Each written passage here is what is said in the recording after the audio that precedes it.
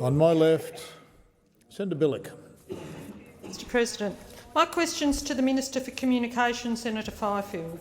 On the 12th of December 2013, Mr Turnbull said that his strategic review of the NBN was a thorough and objective analysis. I refer to leaked NBN documents which show the cost of fixing up the old copper network Mr Turnbull brought back from Telstra has blown out by up to 900%. Did this government direct NBN to roll out a second-rate network on the basis of advice that was hopelessly wrong? Senator Wong, point of order. I have a point of order. Mr President, Senator McDonald interjects on every opposition question, every single time, and I'm asking you as President to get him to desist. I understand. Yes, I am serious. Every single time, on every single opposition question. Thank you, Senator. And we are, frankly, I know you hear it, and you ought, with respect, Mr President, something ought be done about it. Senator Cormann, on the point of order. Mr President, yes, on the point of order.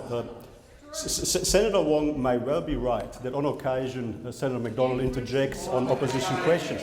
But what I would say is that the Leader of the Opposition interjects on every government answer. Now, so what I would say on the point of order, Mr President, is that one rule for all.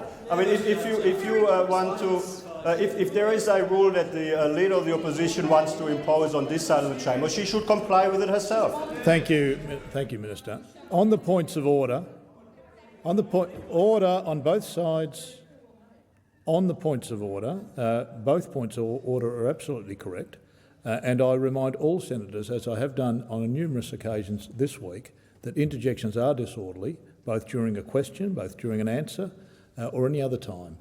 And if I had to pull up every senator for every interjection, we wouldn't get to question one, possibly. So every senator has a responsibility. Every senator has a responsibility not to interject. Now I need to.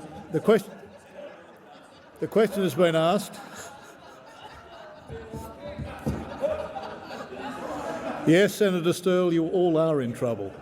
The question was asked to the Minister for Communications and the Arts, Senator Fifield.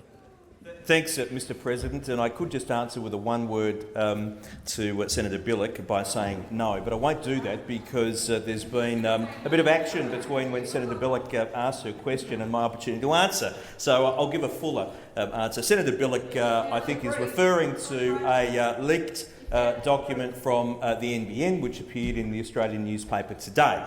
And let me share with you a media statement from NBN Co, which says, headline, NBN refutes cost claims. NBN has refuted the accuracy of claims made in today's media, saying that any costs related to build of the NBN network have already been included in the corporate plan released in August. So the headline in the paper today saying new cost blowout is wrong. NBN updated its figures in the August corporate plan. The release goes on to say, with 550,000 fibre to the node premises now in construction and a further 40,000 able to connect, NBN is confident that the cost per premises for fibre to the node as outlined in the corporate plan is accurate. As released in August this year and discussed at length, NBN has a comprehensive plan built from a true history of actuals and experience in building the network at scale. Goes on to say risks and mitigation plans for the network are outlined in the corporate plan, and the revised peak funding figure takes these scenarios into account. We've produced a peak funding range and provided a contingency as prudent measures to manage a project of this size and complexity. So, Senator Billick, I appreciate the opportunity to provide comfort and reassurance to you that you don't need to be worried about the mischaracterisation of that document in the paper today. It was an early draft. It was an internal planning document, and because what is contained in there is commercial in confidence, and the final numbers may have varied, I won't speak further to that. Thank you, Minister. Senator Billick, supplementary question. Thank you, Minister, and thank you, Mr President. I again refer to Mr Turnbull in December 2013 when he said that all forecasts in the strategic review are, and I quote, both conservative and achievable. Yet leaked internal NBN documents show the cost per home for rolling out this government's second-rate copper NBN has nearly tripled from $600 to $1,600. What's conservative or achievable about this outcome? Minister.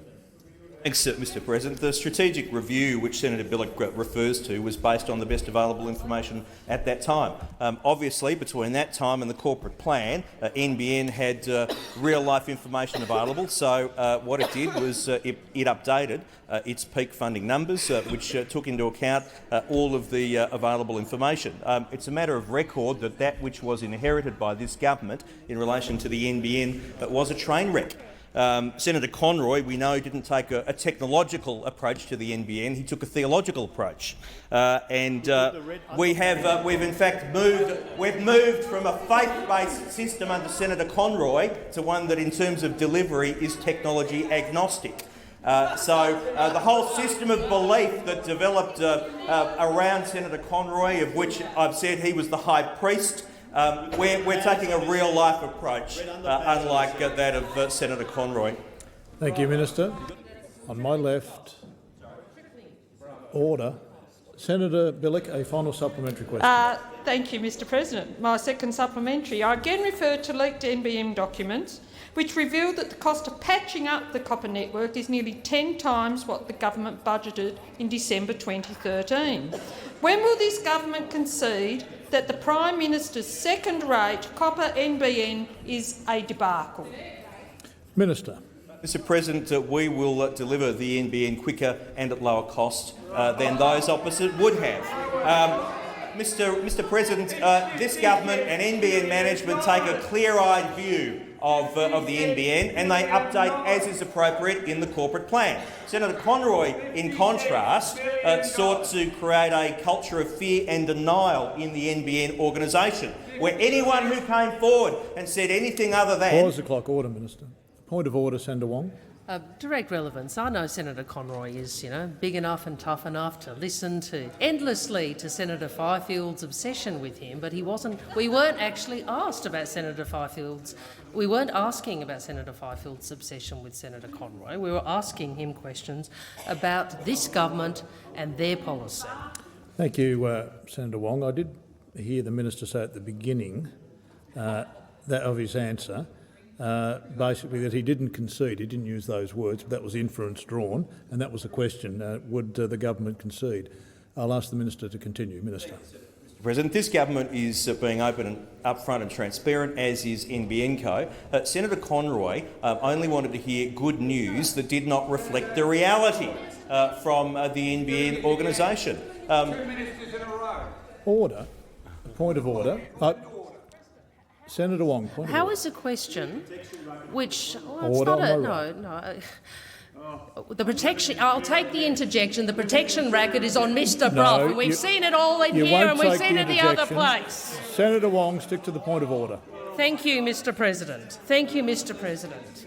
I ask you, Mr President, to rule on whether, in response to a question about government policy, how it can possibly be relevant and in accordance with the standing orders for the minister to consistently and persistently talk about a senator who is no longer a minister. How can it possibly be, quote, directly relevant, end Order on my quote, right. as per the standing orders which you, Mr President, are obliged to uphold? Thank you, Senator Wong.